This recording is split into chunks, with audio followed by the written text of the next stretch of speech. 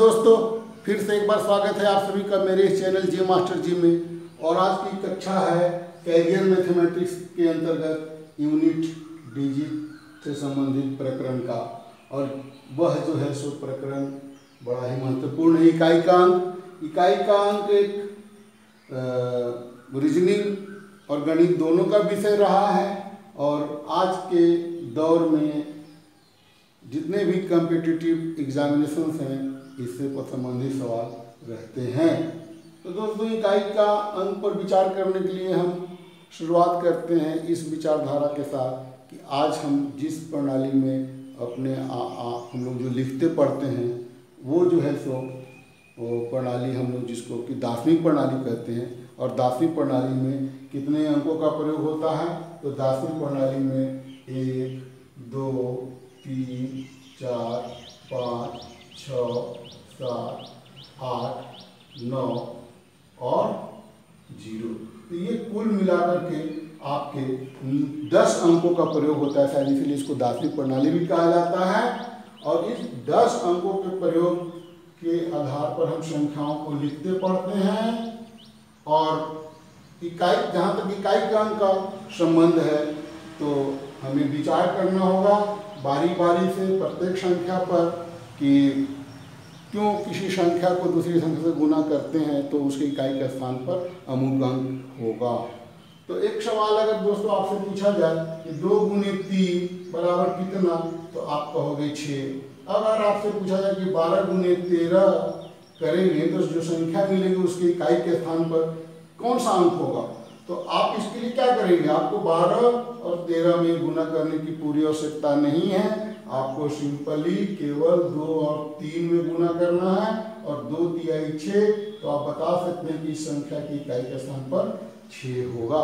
मतलब इकाई के अंक वाली संख्याओं को गुना करके हम बता सकते हैं या जोड़ के बता सकते हैं कि इस अमुक संख्या के इकाई के अंक पर कौन सा अंक आने वाला है। तो दोस्तों, इसी क्रम में हम अगर आगे बढ़ते हैं और विचार करते हैं तो इसमें कई तरह के नियम से हैं। जो पहला नियम है मैं उसकी ओर आपको ले चलता हूं। और पहला नियम बनता कैसे है वो हम लोग देखते हैं। तो हम लोग देखते हैं दोस्तों, सबसे पहली बात, जो संख्याएं हमारे पास है वो 0 है। तो 0 को 0 से गुना करने का प्रश्न आता है। ऐसे प्रश्न हो सकते हैं कि 10 गुने 20 वाली संख्या की इकाई के स्थान पर कितना होगा, तो आपको सिंपली आपको पता है कि 0 गुने 0 तो 0 ही होगा। अगर इस संख्याओं को अगर बढ़ा दे और इधर भी कुछ बढ़ा दे तो भी कोई फर्क नहीं पड़ने वाला है 0 गुने 0। तो 0 को किसी 0 अंक वाले संख्या से या किसी भी अंक वाली संख्या से गुना करने पर उसके इकाई का अंक 0 ही होगा।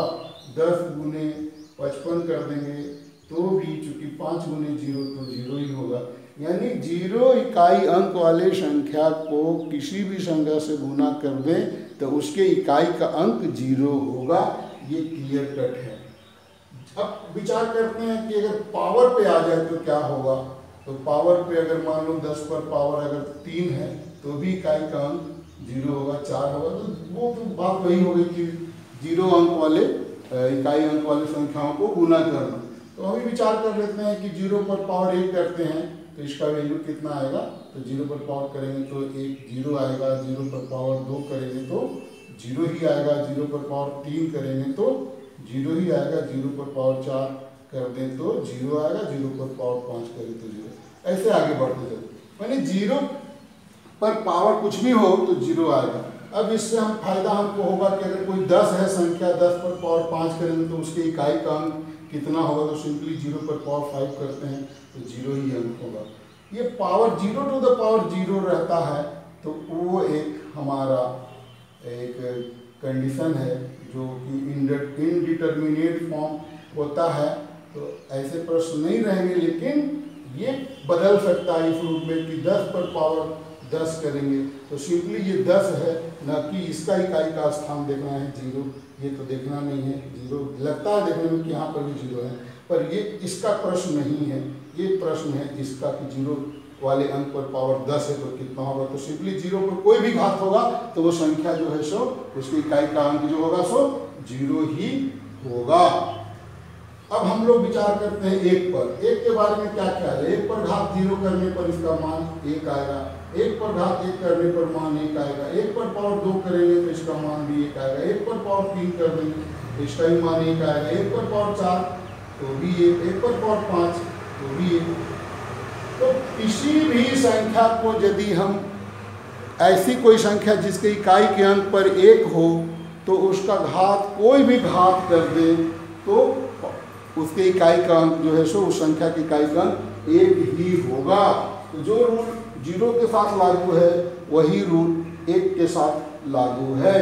यानी 11 पर पावर अगर 3 रहे तो भी उस संख्या के इकाई का अंक, संख्या बड़ी है तो उस संख्या की इकाई का अंक जो होगा सो 1 होगा। कोई भी 121 हो, पावर 5 हो, 4 हो, लेकिन उस संख्या के इकाई का अंक जो है सो 1 ही होगा, क्योंकि 1 का कोई भी घात जो है सो होता है सो 1 ही होता है। तो ये हो गया 0 का वही रूल है, 1 का भी वही रूल है। अब हम लोग 5 को देखते हैं। 2, 3, 4 को अभी छोड़ते हैं, 5 के बारे में देखते हैं। क्या 5 में भी यही रूल है? तो हाँ, 5 पर पावर 0 बराबर 1, 5 पर पावर 2 बराबर 25, तो इसके इकाई का अंक 5, 5 पर पावर 3 तो इसके इकाई का अंक, जैसे 100 संख्या आ जाएगी 125 तो इकाई का अंक हो गया 5, 5 पर पावर 4 तो ये संख्या 625 है तो इकाई का अंक 25, 5 पर पावर 5 तो ये 3125 आएगा, तो इसके भी इकाई का अंक, मैंने 5 वाली इकाई अंक वाली संख्या के स्थान पर भी वही रूल है कि वो 0 पावर होगा तो उसकी वैल्यू 1 हो जाएगी, लेकिन अगर 0 को छोड़ करके और कोई भी पावर होगा, 1 भी होगा तो 5 ही है। तो इसका मतलब कि वही रूल जो है सो जो 0 के साथ है वो 1 के साथ है, वही रूल 5 के साथ है, और दोस्तों वही रूल 6 के साथ है। क्योंकि 6 पर अगर हम घात 0 करेंगे तो भी घात हमारा ये तो 1 आएगा, लेकिन बाकी 6 पर पावर 1 करें तो 6 आएगा, 6 पर पावर 2 कर दें तो ये 36, तो इकाई का अंक कितना है दोस्तों? 6। फिर 6 पर पावर 3 कर दें तो ये हो जाएगा 216, तो इकाई का अंक कितना है? तो फिर 216 में इकाई का अंक 6 है। 6 पर पावर 4 कर देंगे तो ये हो जाएगा 1296, तो इकाई का अंक 6 ही हो जाएगा। तो ऐसे करके 6 पर पावर 5 करना, आप इसको गुना कर दो, 6 से 36 की 6 हाथ में 6 और 3 और 9 54 और 357 के साथ और 5 और 12 से 72 और 5 से, तो इकाई का अंक तो 6 ही होगा। आपको गुना तो करना है नहीं, केवल इकाई वाले अंक को गुना करना, और ये एक रूल आपको याद रख लेना है। तो रूल कौन सा हुआ, क्या है दोस्तों? 0, 1, 5 और 6। अगर ये अंक रहे संख्या के इकाई के स्थान पर या संख्या के पहले स्थान पर, इकाई स्थान पर, या बाईं तरफ से लिखने पर अंतिम स्थान पर, जो भी कह लो आप, तो इकाई का अंक अगर 1, 5 और 6 है तो उसका कोई भी घात उठाएंगे हम तो आने वाली जो संख्या है केवल 0 का घात छोड़ के, चूंकि 0 वाला घात पर केवल मान जो है सो वही 1 आ जाता है, और बाकी सब में कोई भी घात उठाएंगे 0 वाला घात छोड़ के, तो वो संख्या जो है उस संख्या के इकाई का अंक ठीक वही संख्या होगी जिस संख्या के इकाई अंक पर उस संख्या का घात उठाया गया था। तो रूल नंबर 1 में हम देख चुके हैं कि 0, 1, 5 और 6 इकाई अंक वाले संख्या के किसी भी घात वाली संख्या के इकाई का अंक ठीक वही संख्या होती है। लेकिन अब हम एक नए अंक की ओर चलते हैं, और अंक है हमारा 4। 4 पर पावर अगर 0 है तो ये तो वैल्यू 1 होता है, ये सामान्य मैथ का क्वेश्चन है।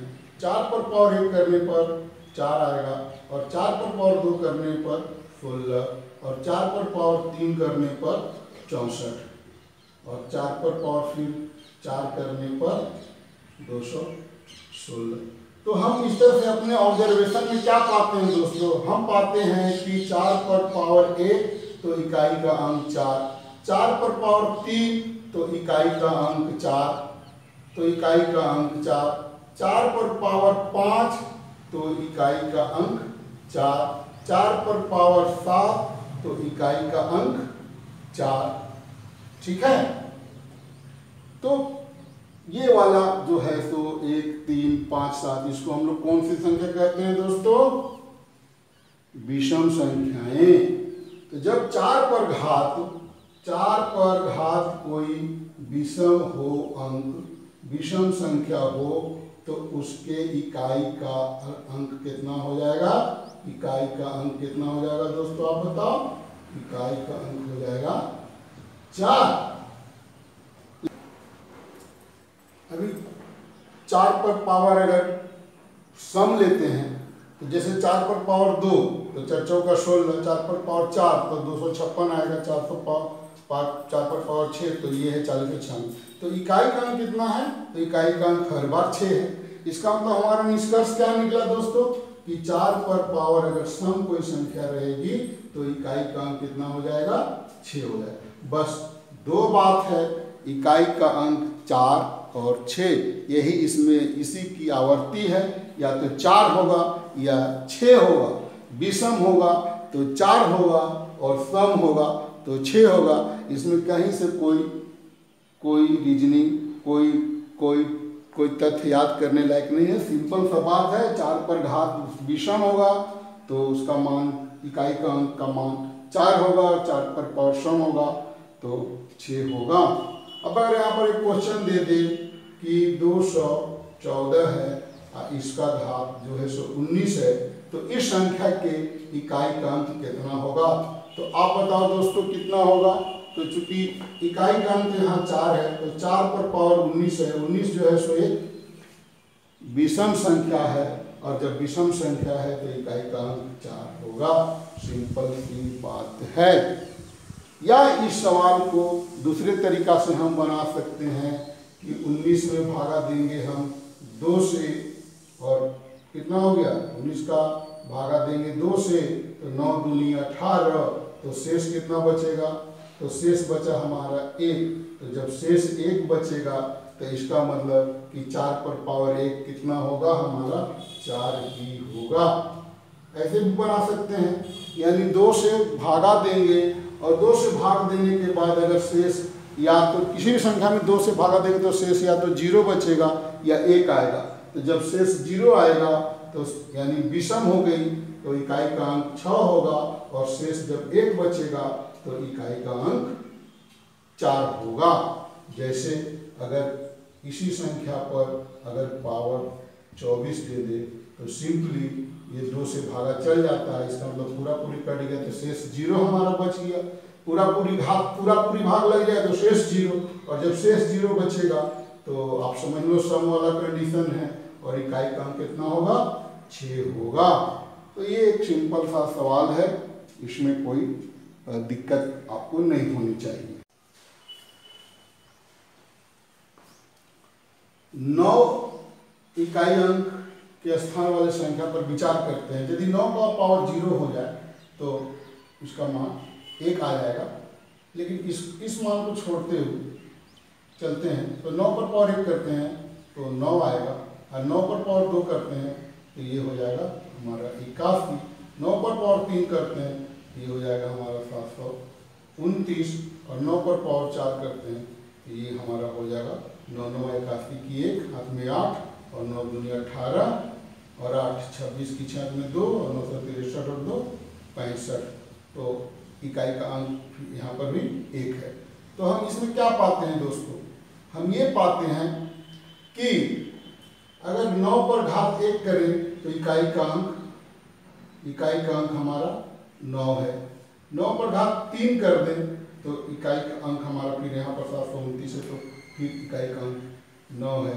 9 पर घात 5 करेंगे तो इकाई का अंक 9 होगा। इसका मतलब ये हो गया कि 9 पर कोई भी घात अगर विषम घात कर दे तो इकाई का अंक हमारा 9 होगा।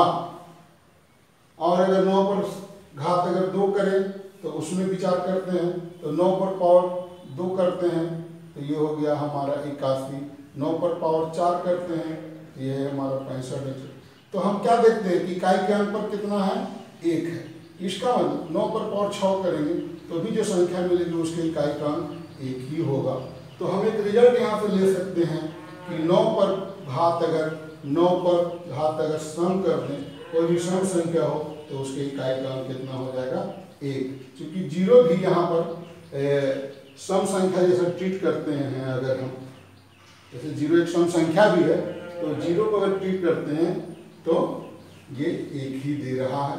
तो हम रूल को 2 भाग में याद कर सकते हैं कि 9 पर घात अगर कोई विषम संख्या है तो इकाई का अंक 9 होगा, और अगर कोई सम संख्या है तो उस संख्या की इकाई का अंक जो है सो 1 होगा।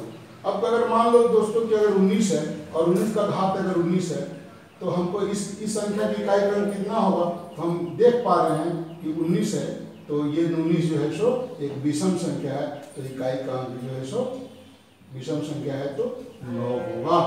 इसको ऐसे ही बना सकते हैं हम लोग कि 19 पर घात अगर 16 कर दे और 19 पर घात 3 कर दे, तो चूंकि 19 पर घात 16 कम है तो ये हो जाएगा हमारा इकाई का अंक 1 हो जाएगा, और विषम है तो इकाई का अंक 9 हो जाएगा, तो फिर आ जाएगा 9।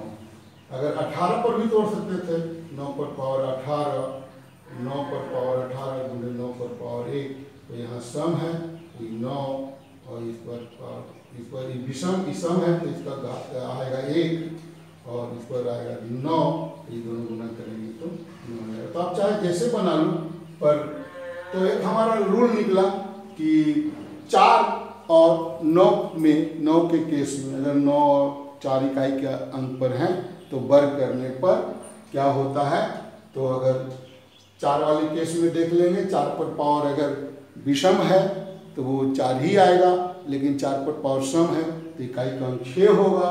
9 पर अगर पावर विषम है तो 9 ही होगा, और 9 पर पावर सम है तो 1 होगा। माने विषम है तो फिर 4 ही होगा या 9 ही होगा, और सम है तो फिर क्रमशः 6 और 1 होंगे। तो ये इस रूल को देख लेते हैं।